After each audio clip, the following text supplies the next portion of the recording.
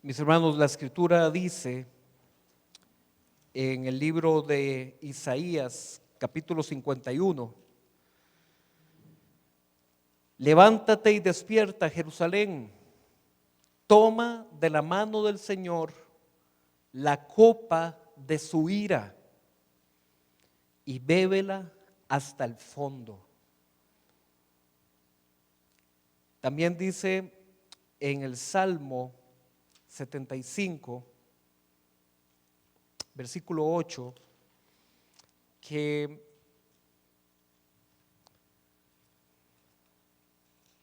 dice así, que en la mano del Señor, Salmo 75, versículo 8, dice que en la mano del Señor hay una copa de espumante vino mezclado con especias, y que cuando Él lo derrame, todos los malvados de la tierra habrán de beberlo hasta la última gota.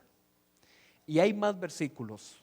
Hay alrededor de unos 6, 7 versículos en el Antiguo Testamento que nos hablan de la ilustración, de la imagen, de la comparación de una copa en la mano de Dios.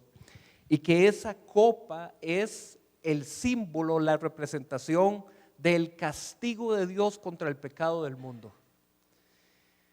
Eso en el Antiguo Testamento. Y en el Nuevo Testamento, ¿les suena familiar eso de las copas? ¿Se acuerdan el libro de Apocalipsis? En el libro de Apocalipsis toma esa metáfora del Antiguo Testamento y la trae al Nuevo Testamento de Apocalipsis y dice que Dios, de forma figurativa, ilustrativa, va a ir derramando 7 copas de ira sobre el mundo pecador. La copa, mis hermanos, en la Biblia y en el pensamiento de los judíos en la antigüedad tenía esta connotación. La copa no es como aquí en Cartago, que a la salida de Cartago hay un lugarcillo que dice la última copa, ¿verdad? Y entonces la gente, como bien ustedes han reaccionado, la gente dice, sí, la copa, irnos de copas, vamos de copas. Y la copa entonces en nuestra cultura latinoamericana, en nuestra cultura costarricense, tiene otras ideas. Copa, fiesta. Copa, alegría. Como los equipos de fútbol cuando dicen, traigan ustedes porque aquí copas es lo que sobra. Y copa entonces tiene una connotación diferente a lo que tenía en la Biblia. La semana pasada vimos que Jesús tomó una copa en la última cena y que la pasó a sus discípulos diciendo, esta copa es mi sangre, que será derramada como un nuevo pacto para el perdón de ustedes. La copa en las manos de Jesús no es fiesta. La copa en las manos de Jesús es símbolo de su muerte, símbolo de su sangre. Piense en una copa grandota, grandota, grandota, grandota. Imagínensela.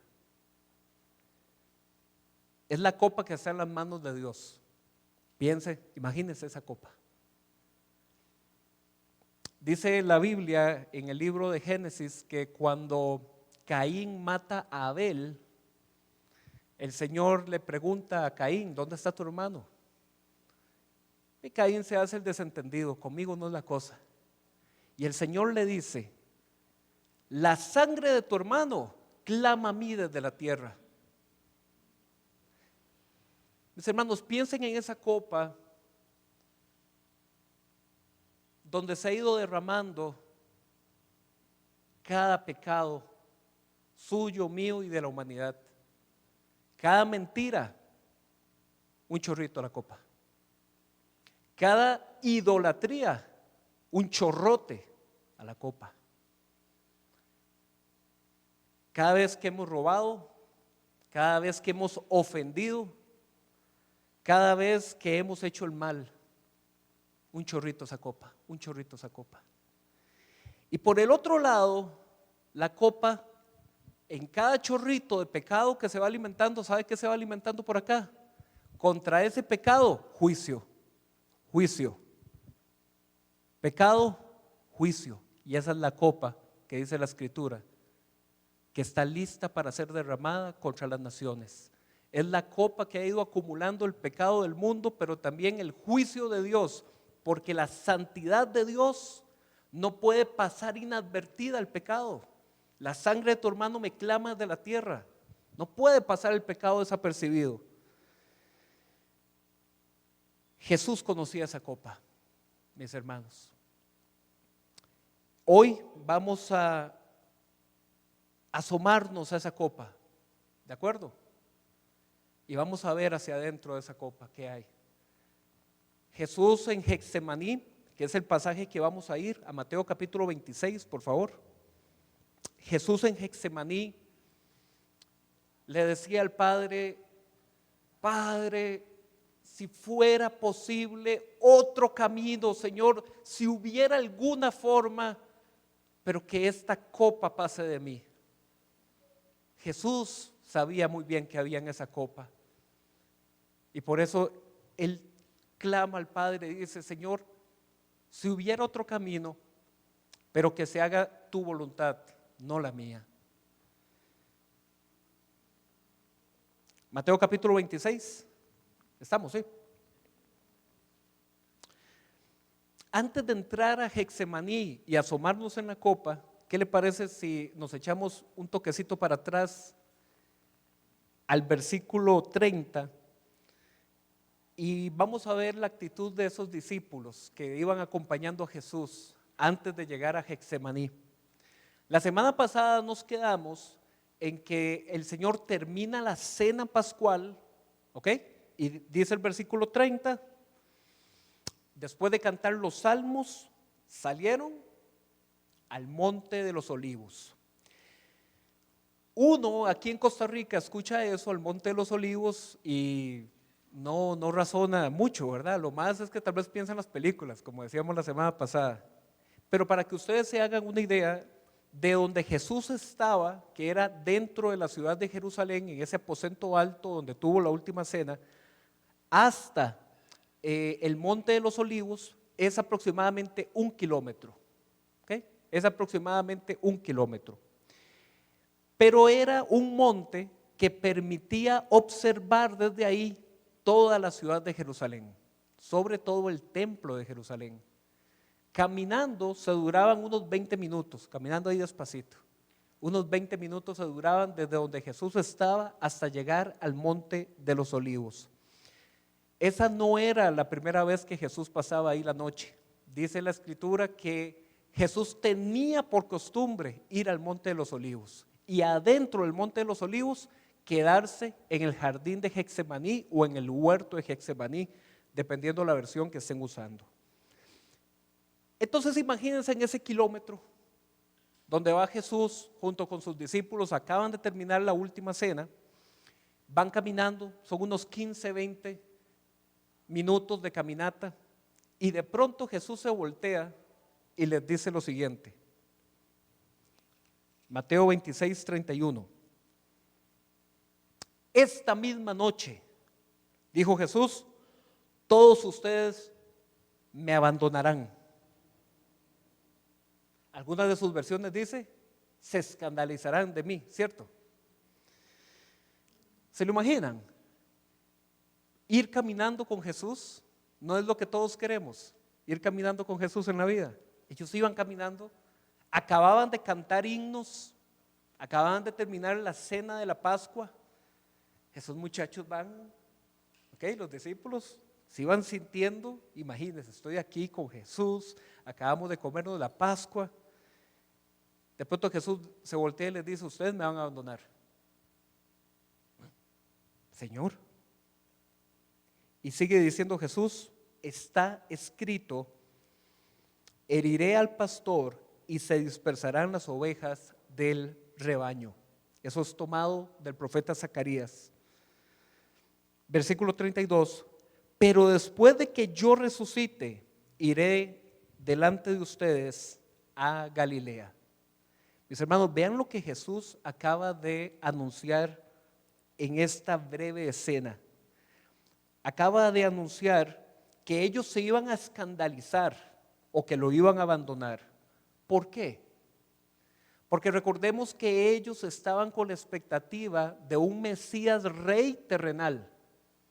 Ellos no tenían la expectativa de que su reino iba a tener una primera instauración espiritual para traer salvación a las naciones y que la consumación de su reino en un cielo nuevo, en una tierra nueva, iba a ser en el futuro. Ellos eso no lo tenían en mente ahí en esa escena.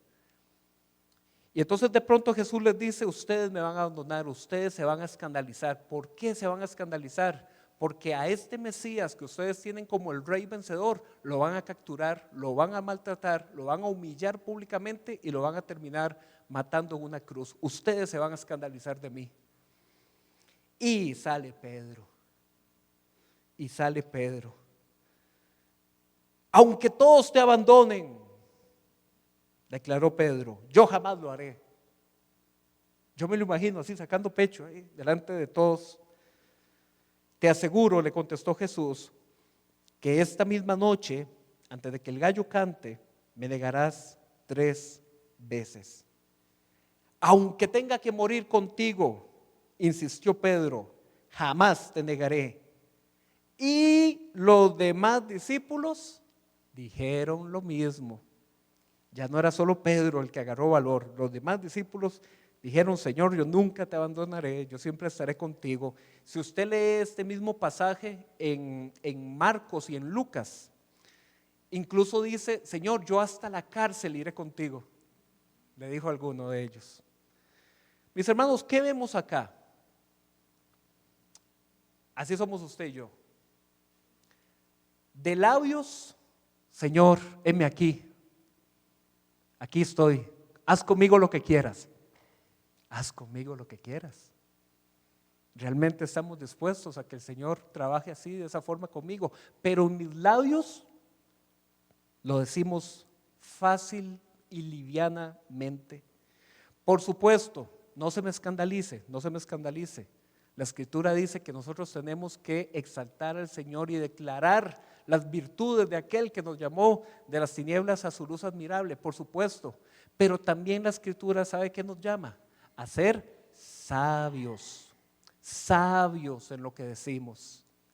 En el Antiguo Testamento los israelitas tenían que cumplir sacrificios de ley, pero adicionalmente ellos podían hacer votos y los votos eran voluntarios. Y por eso Jesús les dijo, ¿saben qué? Ustedes mejor no juren por nadie, no juren por su cabeza, porque no pueden hacer uno de sus cabellos blanco, no juren por el templo, ese es el trono de Dios, no juren por nada, sea tu sí, sí y tu no, no. Aquí los discípulos están diciendo, yo nunca te abandonaré, yo nunca te dejaré. Mis hermanos, esto es una lección para nosotros en nuestra vida, de que muchas veces somos muy desbocados para hablar, somos muy emocionales para hablar y no nos sentamos a meditar cuáles son las consecuencias de lo que le estoy diciendo yo a Dios. Por dicha, nuestro Dios es un Dios misericordioso que sabe, como un padre con sus hijos, que muchas veces somos como esos niñitos pequeñitos que dicen, papá, mamá, quiero ser astronauta, quiero ir a la luna, ¿verdad? Ay, sí, mi chiquito, claro. Porque claramente muchas veces hablamos sin medir lo que significa de nuestra declaración. Entonces lo primero que el Señor dijo en este pasaje es, ustedes me van a abandonar, ustedes se van a escandalizar. Pero ¿qué fue lo segundo que dijo Jesús? Dijo una verdad impresionante, que ellos por su emocionalismo ni cuenta se dieron lo que Jesús les dijo. Ustedes me van a abandonar, pero tras mi resurrección nos veremos en Galilea. Mis hermanos, Jesús estaba anticipando su muerte, pero su vencimiento sobre la muerte. Él iba a resucitar, en Galilea nos vemos, les dice. Y ellos ni cuenta se dieron de esa verdad, de ese fundamento. Mis hermanos, si ellos hubieran meditado 2 minuticos en que Jesús les acaba de decir que Él iba a resucitar, no hubieran salido huyendo con miedo como lo hicieron. La palabra ya estaba dada, pero ellos no la atesoraron. Y eso nos pasa a nosotros muchísimas veces. La palabra es dada, pero pasó por allá una mosca y me distraje en ese momento que estaban diciendo lo que yo necesitaba para mi vida. Atesoremos, mis hermanos, la palabra de Dios como lo que es la palabra de Dios. Seguimos caminando ese kilómetro. Ellos quedaron ahí hablando, sí, Señor, ¿qué va a pasar? Nunca te abandonaré. Y llegaron a Getsemaní. Vean lo que dice versículo 36, Mateo 26, 36. Luego fue Jesús con sus discípulos a un lugar llamado Getsemaní. Getsemaní es una palabra de origen arameo, que era el idioma que Jesús hablaba, y significa prensa de olivas. Para sacar el aceite de oliva, ellos lo hacían prensando las olivas, machucando las olivas. Getsemaní, ¿cómo se llamaba el lugar? Monte de los Olivos. Y dentro del Monte de los Olivos estaban en Getsemaní, que significa prensa para sacar el aceite. Mis hermanos, Dios no se le escapa nada. En la Biblia el aceite es símbolo del Espíritu Santo. El aceite se usaba para ungir reyes y para ungir profetas de Dios en la antigüedad. El lugar donde Jesús fue a tener su oración de mayor agonía fue justamente el lugar donde se prensaba el aceite para exprimirlo. Solo que la prensa de Jesús era una cruz. Y desde aquí se estaba anticipando esa prensa de Jesús, esa cruz. Llegaron a ese lugar llamado Getsemaní y les dijo a los 12, siéntense aquí mientras voy más allá a orar. Entonces imagínense, entran al jardín de Getsemaní. Jesús les dice, pueden quedarse por aquí, yo voy a ir más profundo a orar. Jesús iba a tener un tiempo a solas, muy privado, pero, versículo 37, se llevó a Pedro y a los 2 hijos de Zebedeo y comenzó a sentirse triste y angustiado. Estos 3 discípulos, Pedro, Juan y Jacobo, o Pedro y los 2 hijos de Zebedeo, a ustedes quizás se les hace familiar esos nombres, porque esos fueron los mismos 3 que estuvieron en la transfiguración. Esos fueron los mismos 3 que de pronto vieron cómo su maestro era lleno de la gloria de Dios. Y dice que todo su ser era luz. Y ellos escucharon la voz de Dios en ese momento que dijo, este es mi hijo, escúchenlo a él. Esos mismos 3 discípulos que vieron la magnificencia de Dios, la gloria de Dios, ahora van a verlo sudar sangre. Ahora van a verlo sufrir hasta lo sumo y decir, siento que me muero. Mis hermanos, nosotros también como discípulos de Jesús necesitamos eso.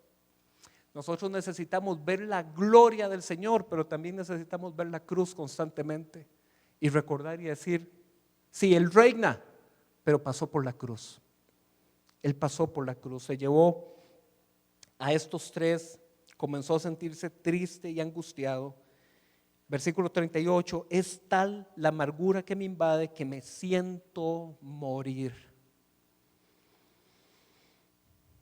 Quizás alguno de ustedes ha sufrido jaquecas. Yo hasta el día de hoy nunca he pasado por esa experiencia, pero lo que me cuentan es que es bien feo. Imagínese usted sentir una jaqueca, que usted siente que la cabeza le va a explotar, que el cuerpo no se lo aguanta, que usted siente el estómago en la garganta, el corazón que es a 1000 por hora que se le va a salir del cuerpo. Usted siente un estrés tan fuerte en su ser que dice la escritura, Jesús le dijo a esos 3, me siento tan mal que siento que me voy a morir. Mis hermanos, aquí estamos nosotros en este pasaje presenciando una de las mayores manifestaciones de la humanidad de Jesús. El Jesús que nació en Belén, ese bebito al que recordamos cada año en la época de Navidad, ese bebito era 100% Dios y y 100% hombre, 100% humano. Nunca dejó de serlo. Cuando la Escritura dice que Jesús no consideró el ser igual a Dios como cosa que aferrarse, sino que se humilló, que se despojó. Eso lo que significa es que Jesús, para encarnarse, es decir, para hacerse hombre, Jesús, ¿qué está dejando? La posición de la divinidad para hacerse hombre y encarnarse. Pero en su naturaleza, Él nunca dejó de ser Dios. Por eso hacía los milagros que hacía, por eso perdonaba los pecados como lo perdonaba. Pero ese Dios que se hizo hombre, tuvo hambre, ¿sí o no? Dice la Escritura que dormía, dice la Escritura que se cansaba.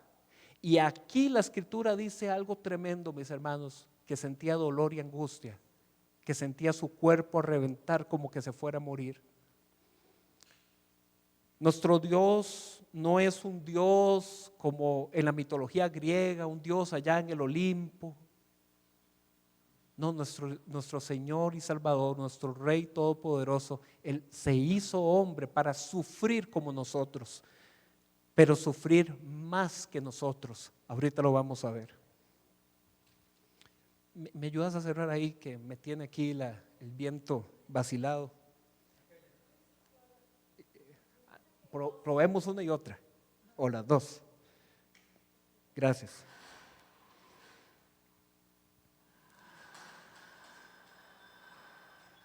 Gracias, así, solo por el viento. Versículo 38, regresemos por aquí, Mateo 26, 38. Es tal la angustia que me invade que me siento morir. Imagínense a Jesús en su cuerpo, Él que es Dios, pero en su cuerpo está sintiendo en ese momento ese dolor tan grande. Siento que me voy a morir. Quédense aquí, le dijo a esos tres, y manténganse despiertos conmigo. Eso les digo yo a ustedes también. Mis hermanos, pensemos un poquito en el día, ese día. La semana pasada vimos que ellos se acercaron a Jesús y que le dijeron: Maestro, ¿dónde preparamos la Pascua?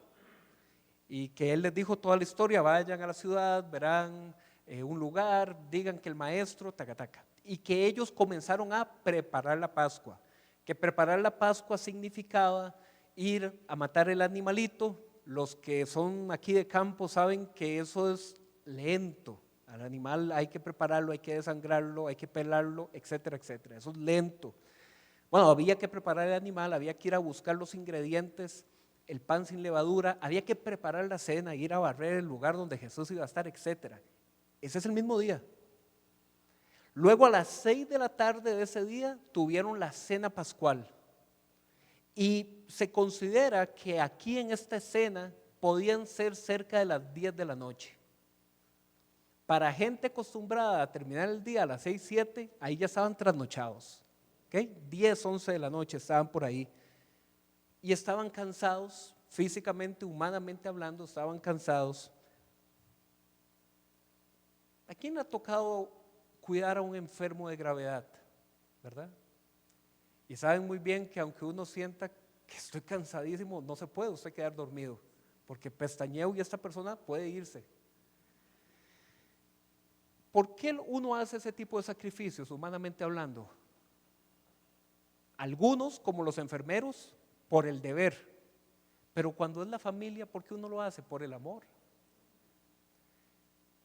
Aquí está mi Jesús, aquí está mi maestro, aquí está mi Señor. Sí, estoy cansado todo el día, pero ustedes se imaginan que de pronto Jesús venga y nos diga: quédese conmigo una hora que siento que me voy a morir. Y aquellos tres se acomodaron y se durmieron. Así somos, mis hermanos. Se acomodaron y se durmieron. Mientras nuestro Señor estaba en agonía, sintiendo lo que iba a venir. Versículo 39.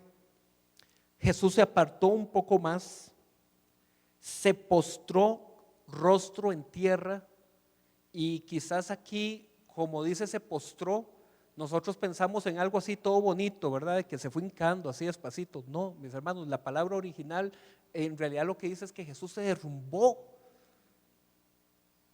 Jesús cayó de bruces, se fue rostro en tierra. Él estaba sintiendo un dolor, él estaba ya en la cruz, metafóricamente hablando. Jesús se derrumbó rostro en tierra y ahí, estando ahí, imagínenselo, rostro en tierra. Él comenzó a orar: Padre mío, si es posible, no me hagas beber este trago amargo. Algunas de sus Biblias dicen: pasa de mí esta copa, ¿cierto? Pero no sea lo que yo quiero, sino lo que quieres tú. Mis hermanos, este es el pasaje clave para entender qué está pasando en Getsemaní. Hace un rato les dije que nos íbamos a asomar a ver qué había en esa copa. Mis hermanos, ahí en la copa Jesús sabía lo que eso iba a significar para él. No es un dolor físico, evidentemente la cruz fue un dolor físico, pero Jesús ya había anticipado 3 veces la cruz.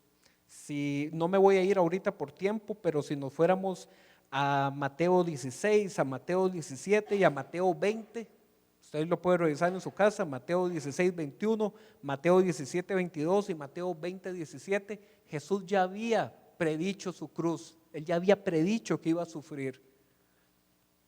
Asomarse a la copa, además del dolor físico que representaba, era ver el pecado del mundo entero mezclado con la ira del juicio de Dios entero. La copa para mí, toda la copa para mí, ni una gota fuera, todo el pecado del mundo. Aquel que no conoció pecado, dice la escritura, fue hecho pecado. Isaías capítulo 53, que es uno de los versículos claves en el Antiguo Testamento para entender la pasión de Cristo, dice que Él fue molido por nuestras transgresiones. Él dice ahí que el Señor vertió en Él toda nuestra maldad. Asomarse a la copa, mis hermanos, es vernos en un espejo. Por si tenía dudas de, ¿qué hay en la copa? Su cara y la mía. Asomarse a la copa es ver el pecado, la forma en la que nosotros hemos despreciado a Dios, la forma en la que hemos ofendido su santidad. Mis hermanos, nosotros los cristianos, muchas veces pareciera como que estamos dispuestos a vender la primogenitura, que estamos dispuestos a, por cualquier cosita liviana, ceder lo que el Señor me ha dado, la bendición, el gozo de su salvación. Yo me atrevo a decir que muchas veces, o la mayoría de veces, eso pasa porque no hemos entendido qué fue lo que Dios me salvó. Sí, Jesús me salvó. ¿De qué? ¿De qué te salvó? Te salvó de esa copa. Esa copa era la que usted y yo nos teníamos que beber todita, la copa del juicio de Dios. Esa cruz era la cruz que usted y yo teníamos que padecer. Cuando decimos que Jesús me salvó, tengo que entender que Jesús me salvó de ese juicio de Dios, que era un juicio justo, porque no hay bueno ni a uno, todos hemos sido malos delante de Él. Si yo no siento, mis hermanos, repulsión, congoja, alejarme de esa copa, yo realmente no estoy sintiendo lo que significa el peso del pecado en el mundo. Si usted cree que tal vez, no, ese pecadillo, no, hombre, el Señor conoce, Él sabe que, no, eso fue cualquier cosa, pasó una vez. Mis hermanos, dice la escritura en el libro de Hebreos, que si la sangre de los machos cabríos y los toros hubiera servido para borrar la mancha del pecado, no hubiera sido necesario que viniera el Salvador. Ninguna sangre de ningún cabrito, de ningún toro, Nada de lo que en el Antiguo Testamento, en el Viejo Pacto, se previó podía salvarnos, mis hermanos. Era necesario que se entregara el verdadero Cordero de Dios, el que quita los pecados del mundo. Eso es la copa.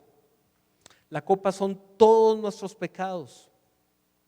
Jesús terminó esa primera oración, repito, tumbado, rostro en tierra. Pero Padre, que se haga tu voluntad, no la mía. Humanamente, yo no quiero padecer esto, yo no quisiera pasar por esta experiencia, pero soy obediente y me someto a tu perfecta voluntad. Versículo 40. Volvió a donde estaban sus discípulos. ¿Y qué dice? Ahí bien acurrucaditos. ¿Usted se los imagina? Ahí hechos una pelotica, bien acurrucaditos. Estaban dormidos. Y les dice Jesús, dirigiéndose a Pedro, no pudieron mantenerse despiertos conmigo ni una hora. Permanezcan despiertos y oren para que no caigan en tentación. El espíritu está dispuesto, pero el cuerpo es débil. O como dicen otras versiones, la carne es débil. Por segunda vez se retiró y oró: Padre mío, si no es posible evitar que yo beba este trago amargo o esta copa, hágase tu voluntad, Señor. Versículo 43, volvió otra vez y los encontró dormidos, porque se les cerraban los ojos del sueño. Así que los dejó y se retiró a orar por tercera vez, diciendo lo mismo. ¿Qué es lo mismo? Lo del versículo anterior. Si es posible, pase esta copa, pero hágase tu voluntad. Versículo 45, volvió de nuevo a los discípulos y les dijo: sigan durmiendo. Ya, muchachos, ya pasó lo que tenía que pasar. Sigan durmiendo y descansen. Miren, se acerca la hora.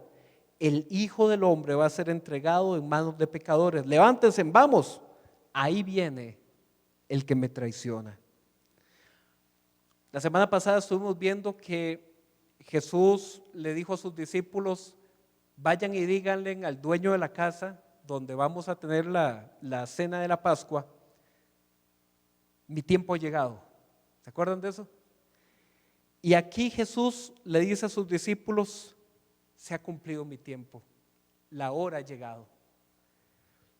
Todo ese preparativo en el corazón que Jesús estaba teniendo desde la cena, todo lo que nosotros llamamos el Jueves Santo, ahora iba a comenzar el Viernes Santo.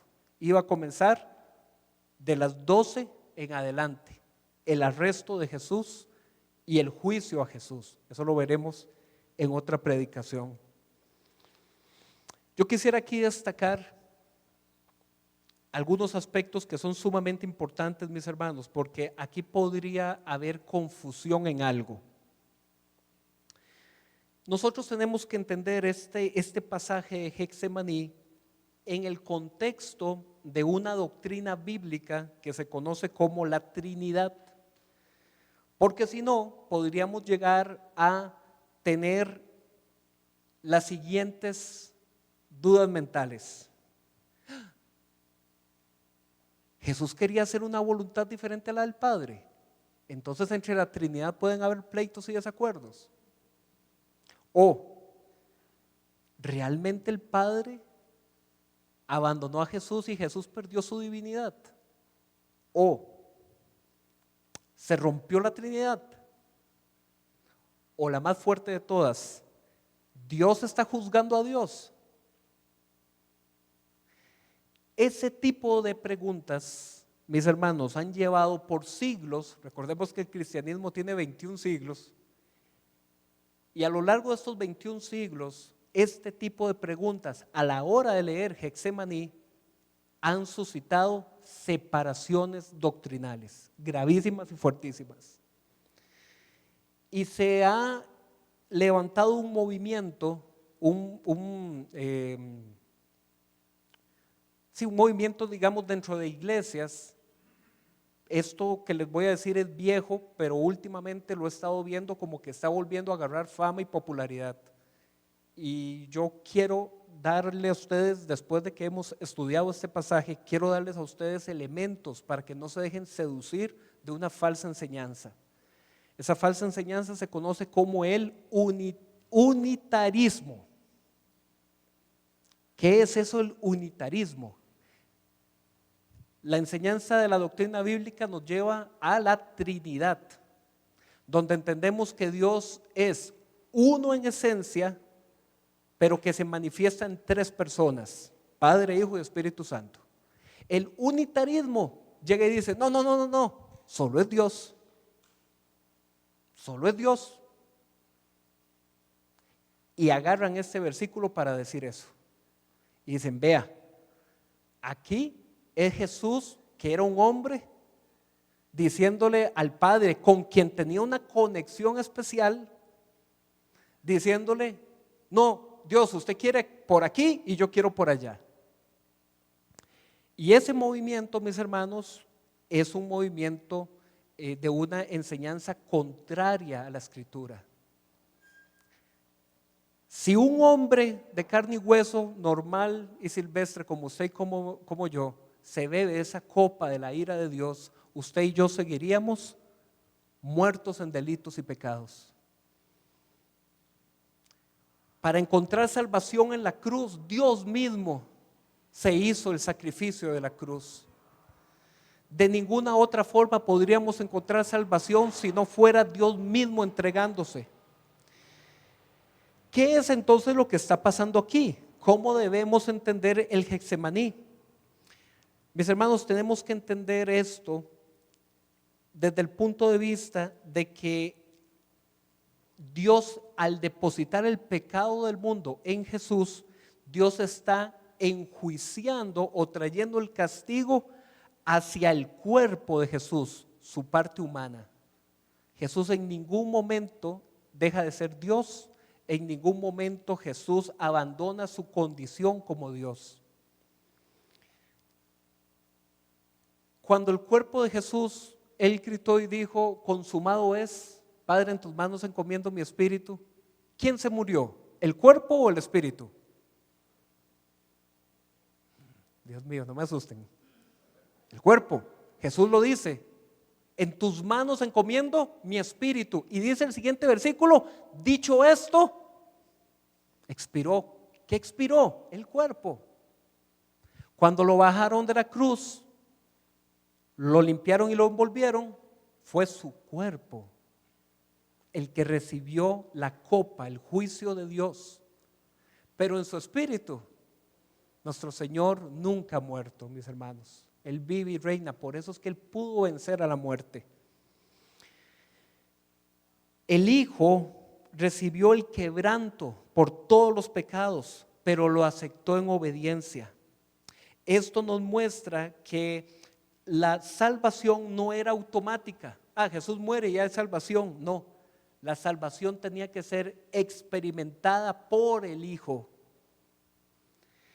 El Padre la decretó, el Hijo la experimentó y el Espíritu Santo vivificó a Jesús en la resurrección.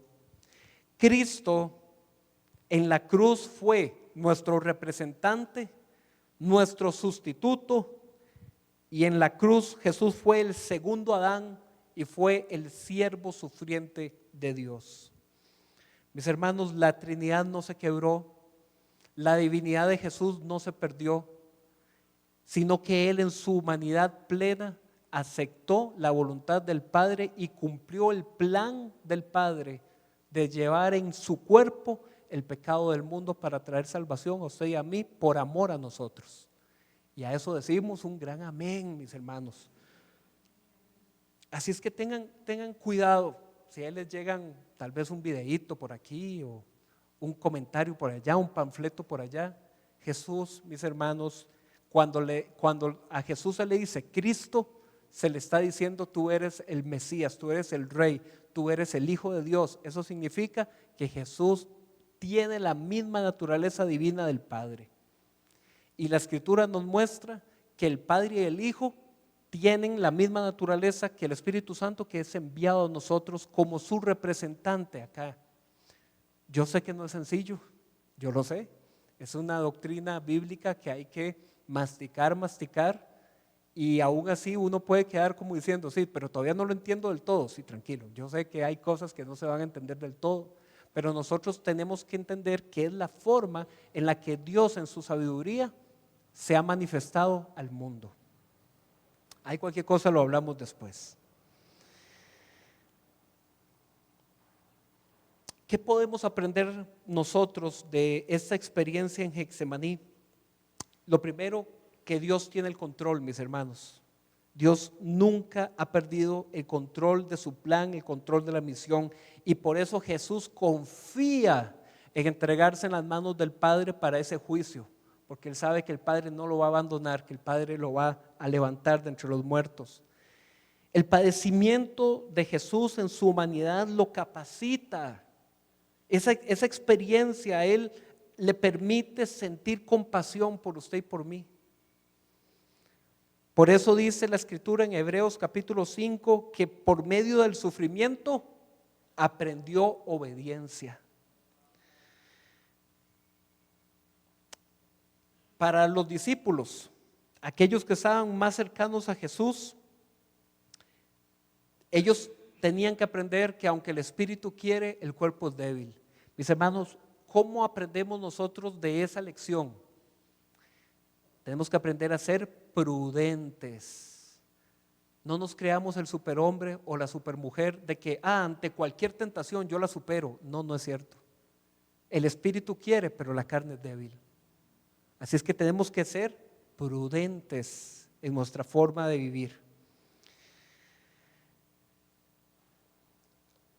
También aprendemos que incluso Jesús en momentos de dolor quería compañía. Mis hermanos, no dejemos a nadie solo, ya sea nuestra familia, nuestros amigos. En momentos de dolor necesitamos a alguien cerca. Aún Jesús lo pidió así. Y no seamos como esos discípulos que, sí, claro, Señor, nunca te abandonaré, y se quedaron dormidos a los 15 minutos.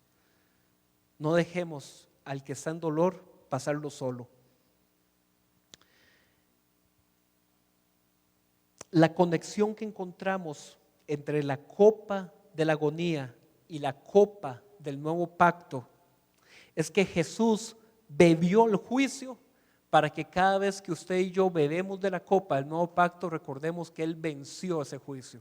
Él venció a la muerte y venció al pecado. Hay una copa de juicio, Jesús se la bebió toda y nos invita ahora a nosotros a beber de la copa de la comunión con Él. Amén. Así es que hemos aprendido que Getsemaní nos ofrece una mirada especial a esa copa del pecado, la copa que Jesús por amor estuvo dispuesto a beberse hasta el último trago. ¿Dónde se la bebió? En la cruz, en todos los castigos de la cruz. Pero eso lo veremos en una siguiente enseñanza sobre este tiempo de la pasión. Amén. Vamos a orar.